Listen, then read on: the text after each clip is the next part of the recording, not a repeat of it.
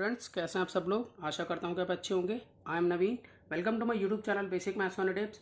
और इस वीडियो में मैं करने वाला हूँ कम्युनिटी टैब के सॉल्यूशन और क्वेश्चन नंबर 147 तक ऑलरेडी मैंने आंसर जो है अपलोड कर दिए हैं, आप उन्हें चेक कर सकते हैं। और इस वीडियो में मैं करूँगा क्वेश्चन नंबर 148 से लेकर 157 तक। तो चलिए स्टार्ट करते हैं। तो देखिए, सबसे पहले क्वेश्चन नंबर 148 में हमें पूछा है the number of surface in right cylinder. तो एक राइट सिलेंडर के अंदर कितने सरफेसेज होते हैं हमें ये बताना है। तो देखिए, मैं आपको बताता हूँ। यहाँ पर जो राइट सिलेंडर होता है इस तरीके से बनाया जाता है। तो यहाँ पर इसके सरफेसेस की अगर हम बात करें तो एक हमारा ये हो गया जो कि टॉप है, एक हमारा यहाँ आ गया ये कर्व सरफेस, और एक यहाँ पर हो गया बॉटम। तो इस तरह से हम देखें तो यहाँ पर इसके 3 सरफेसेस जो हैं वो हम देख पा रहे हैं सिलेंडर के। तो हम इसमें ऑप्शन जो है ऑप्शन सी इसमें बिल्कुल राइट है कि 3 सरफेसेस होते हैं एक राइट सिलेंडर में। अब चलते हैं क्वेश्चन नंबर 149 पर। तो क्वेश्चन नंबर 149 में हमें पूछा है the least number to be added to 13,851 to get divisible by 87। वो ये कह रहे हैं कि 13,851 ये जो नंबर है इसमें मैं क्या ऐड करूं कि ये 87 से डिविजिबल हो जाए। अभी ये इससे डिविजिबल नहीं है, पॉइंट में आंसर आएगा अगर आप निकालोगे तो ये इससे डिविजिबल हो जाए 87 से। तो ऐसा मैं क्या ऐड करूं इसमें। तो इस तरह के क्वेश्चन जिसमें हमसे पूछा जाता है कि क्या ऐड करें कि वो पर्टिकुलर नंबर से डिवाइड हो जाए, तो सबसे पहले हम क्या करेंगे, इन दोनों की डिवाइड करेंगे हम आपस में। ठीक है, तो मैं यहाँ डिवाइड आपको करके दिखाता हूँ। यहाँ पर हमें डिवाइड करनी है, जैसे 13,851 को हमें 87 से डिवाइड करना है। तो ये 87 बन जाए, यहाँ 87 होगा पहले, उसके बाद यहाँ पर लेस कर लेते हैं इसको, तो हमारे पास आ जाता है। ठीक है, ऊपर से हम उतारेंगे 5, तो ये 515 है। अब ये जाएगा 5 जा पे 87, 5 जा हो जाएगा 435। अब हम इसको लेस कर लेते हैं, तो यहाँ पर लेस करके आ जाता है हमारा 0, 8, ऊपर से उतारा हमारे पास 1। अब ये जाएगा 87, 9 जा पे जाएगा, ये होगा 783। और जब हम इसको लेस करेंगे तो हमारे पास यहाँ आ जाता है 18। ठीक है, तो यहाँ पर हमने ये देखा जब हमने डिवाइड करा तो इसका रिमाइंडर जो है वो ये आ रहा है। ठीक है, ये आपको पता है ये क्या चीज़ होती है, ये डिवाइजर होता है, ये हमारा होता है कोशेंट।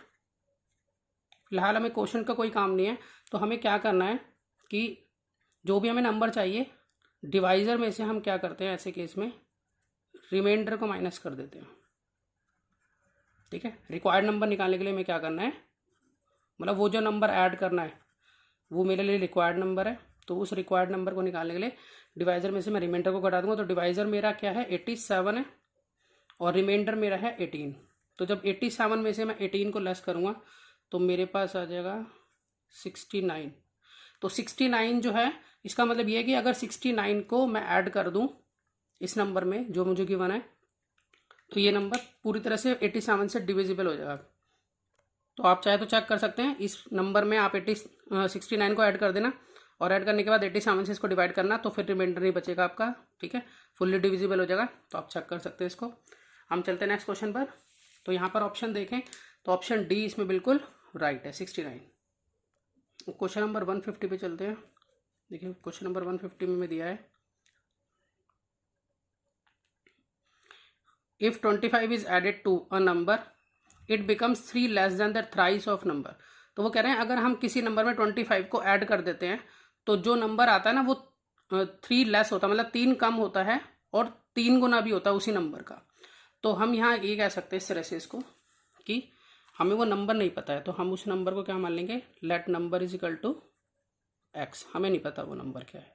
तो वो कह रहे हैं कि अगर नंबर में 25 ऐड कर दें तो नंबर तो हमारा एक्स है, एक्स में अगर 25 ऐड करेंगे तो एक्स प्लस 25 होगा। तो जो भी नंबर आता है वो एक तो 3 गुना हो जाता है, इसी नंबर का 3 गुना क्या हो जाएगा 3x, थ्राइस हो जाता है यानी कि। और साथ में कितना लेस हो जाता है, 3 लेस भी हो जाता है मतलब। और यहाँ पर लिखेंगे 3 लेस हो जाता है। तो ये इस तरह से हमारी एक इक्वेशन बन गई है। इस इक्वेशन को जब हम सॉल्व करेंगे तो हमारे पास x की वैल्यू आ जाएगी। तो यहाँ सॉल्व कर लेते हैं इसको। तो ये x, अब ये 3x इधर आ जाएगा क्योंकि प्लस का तो माइनस हो जाएगा क्योंकि इक्वल टू को क्रॉस कर रहा है। यहाँ पे -3 अपनी जगह पे पड़ा है, ये 25 जो है वो उधर जाके यहाँ ये माइनस का हो जाएगा क्योंकि प्लस का था। तो जब इन दोनों को सॉल्व करेंगे तो आ जाएगा -2x, 3x में से 1x गए तो 2x, निशान बड़ी संख्या का। उसी तरह से यहाँ पर अगर हम देखें तो यहाँ आ जाता है 28 भी माइनस का, इस माइनस से ये माइनस जो है वो कैंसिल हो जाएगा, ठीक है। और यहाँ x इजिकल टू 28/2, तो इसको हम कैंसिल कर देते तो आ जाता है 14। इसका मतलब वो नंबर जो है वो 14 होगा। तो यहाँ पर अगर हम ऑप्शन में चेक करें तो ऑप्शन ए बिल्कुल इसमें राइट है। अब चलते हैं क्वेश्चन नंबर 151 पर। अब देखिए क्वेश्चन नंबर 151 में पूछा है कि how many rational number lie between any two rational number, मतलब दो रैशनल नंबर के बीच में कितने रैशनल नंबर लाई करते हैं। तो मैं आपको बता दूं कि दो रैशनल नंबर के बीच में इनफाइनेटली रैशनल नंबर लाई करते हैं, मतलब अनंत है, ये इनफाइनेटली है। तो हम इसमें कहेंगे ऑप्शन डी इसमें बिल्कुल राइट है। मतलब कोई भी दो रैशनल नंबर हो उनके बीच में हम जितने मर्जी रैशनल नंबर निकाल सकते हैं, ठीक है। तो अभी फिलहाल कैसे निकालते हैं ये मैटर नहीं करता, अभी वो अलग क्वेश्चन मैं आपको करवाऊंगा। तो अभी एक आपसे कोई भी पूछे कि कितने रैशनल नंबर लाई करेंगे, तो हम कहेंगे इनफाइनेटली रैशनल नंबर लाई करेंगे दो रैशनल नंबर के बीच में। चलिए अगले चलते हैं क्वेश्चन नंबर 152 पर। तो क्वेश्चन नंबर 152 में हमें दिया है कि 1 मिलियन जो है वो डैश लाख, मतलब कितने लाख के बराबर होते हैं 1 मिलियन। तो हमें पहले पता होना चाहिए कि हम 1 मिलियन कैसे लिख सकते हैं, ठीक है। तो मैं आपको लिख कर दिखाता हूँ इंटरनेशनल सिस्टम कैसे लिखते हैं। तो देखिए इंटरनेशनल सिस्टम लिखने के लिए हम क्या करेंगे, हम इस तरह से इसको लिखते हैं इंटरनेशनल को, कि पहले आता है 1, फिर 10, फिर 100, फिर 1000, फिर 10,000, फिर 100,000, फिर मिलियन। उसी तरह से आता है 10 मिलियन, 100 मिलियन, ठीक है।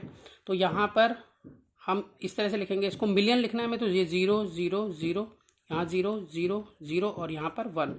तो यहाँ पर अगर हम देखें हमें 10 लाख जो है इसमें हम देख पा रहे हैं कि बन रहे हैं, क्योंकि यहाँ लाख पूछा। तो यहाँ लाख को अगर अलग कर लिया जाए तो देखिए यहाँ पर लाख यहाँ तक आएगा हमारा, यहाँ तक हमारा लाख है।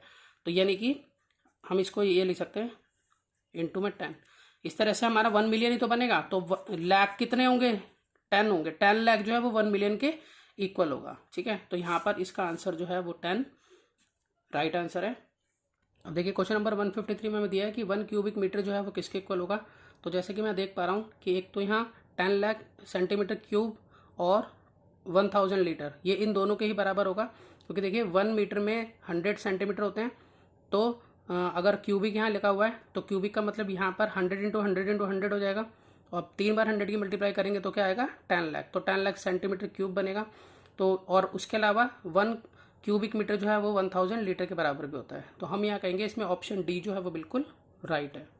उसके बाद है कि क्वेश्चन नंबर 154 में इन 1 लीटर में कितना क्यूबिक सेंटीमीटर होता है। तो हम 1 लीटर में 1000 क्यूबिक सेंटीमीटर होता है, ठीक है। ये आपको लर्न कर लेना है। उसके अलावा पूछा है यहाँ पर क्वेश्चन नंबर 155 में कि 1 क्यूबिक सेंटीमीटर कितने मिलीलीटर के बराबर होता है।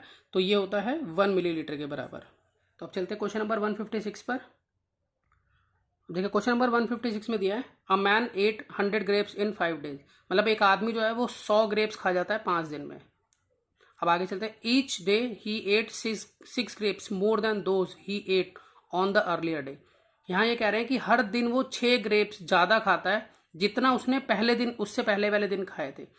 मतलब जैसे सपोज करो कि अगर उसने पहले दिन सबसे पहले दिन अगर उसने सपोज करो अगर 2 ग्रेप्स खाए हैं तो 6 बढ़ा देगा वो अगले दिन, तो मतलब 8 खाएगा। फिर 8 में फिर 6 बढ़ा देगा, इस तरह से 14 खाएगा। मतलब जितने भी ग्रेप्स उसने अर्लियर डे पे खाए थे उसमें वो 6 बढ़ा देता है अगले दिन। तो how many grapes did he ate on the first day, मतलब पहले दिन उसने कितने ग्रेप्स खाए थे, हमें ये हाँ निकालना है, ठीक है। आप क्वेश्चन समझ गए होंगे। मैं दोबारा से रिपीट कर देता हूँ कि एक आदमी 100 ग्रेप्स 5 दिन में खाता है और वो 6 ग्रेप्स बढ़ा देता है अर्लियर डे से। मीन्स पिछले दिन जो जितने भी ग्रेप्स उसने खाए थे उसमें 6 और ऐड कर देता है। इस तरह से वो 5 दिन तक ग्रेप्स खाता है। तो फर्स्ट डे उसने कितने ग्रेप्स खाए थे ये हमें बताने हैं। तो इसको मैं इक्वेशन बना के सॉल्व करूँगा। तो देखिए मैं यहाँ मान लेता हूँ कि उसने let he ate on first day, उसने पहले दिन कितने ग्रेप्स खाए, मैंने मान लिया कि उसने एक्स ग्रेप्स खाए थे। तो पहले दिन एक्स ग्रेप खाए, फिर दूसरा दिन हुआ तो उसने 6 बढ़ा दिए उसके अंदर, तो x + 6 माना जाएगा वो, क्योंकि इसी में 6 बढ़ाएंगे। तो फिर उसके बाद तीसरा दिन हुआ तो उसने इसमें 6 बढ़ा दिया, तो यानी कि x + 12 हो गया। अब उसके अगले दिन वो फिर 6 ग्रेप्स बढ़ाएगा, तो हम 12 में फिर 6 को ऐड कर देंगे, ठीक है। तो यहाँ पर हो जाएगा 18, और फिर उसमें फिर वो 6 ग्रेप्स और बढ़ाएगा 5वें दिन, क्योंकि हमारे पास 4 दिन तो हो ही गए हैं। तो यहाँ पर x + 24 हो जाएगा, 18 में 6 ऐड किया। तो इस तरह से वो कितने ग्रेप्स खा जाता है, वो खा जाता है पूरे 100 ग्रेप्स, ठीक है, क्वेश्चन में लिखा हुआ है कि वो 100 ग्रेप्स खाया जाता है 5 डेज में। तो अब हम इस इक्वेशन को क्या करेंगे, हम सॉल्व कर लेंगे। ठीक है, तो इस इक्वेशन को सॉल्व करने के लिए हम क्या करेंगे, सबसे पहले x प्लस कर लेते हैं, x plus x plus x plus x plus x, यहाँ पे कितने हो गए, 5x हो गए। उसके बाद हम इसको ऐड कर लेते हैं जो हमारे पास न्यूमेरिकल गिवन है 6, 12, 18 और 24 को। तो इसे ऐड करने पर आ जाता है हमारे पास 60 इज इक्वल टू 100। तो 5x इज इक्वल टू ये 100 माइनस 60, ये उधर जाके माइनस का हो गया, यहाँ बचा 40। तो x is equal to 40 upon में 5। इसका मतलब उसने 8 ग्रेप्स खाए थे, मैंने इसको कट कर लिया तो 8 आया। तो सबसे पहले दिन उसने 8 ग्रेप्स खाए थे, उसके बाद वो 6 बढ़ाता गया हर दिन, तो 5 दिन में वो 100 ग्रेप्स खा गया। तो हम ऑप्शन देखते हैं कि 8, जैसा कि ऑप्शन ए इसमें बिल्कुल राइट है। अब चलते हैं क्वेश्चन नंबर 157 पर। तो देखिए क्वेश्चन नंबर 157 में दिया है the sum of 2 number is 75 and difference is 25, the product of 2 number is.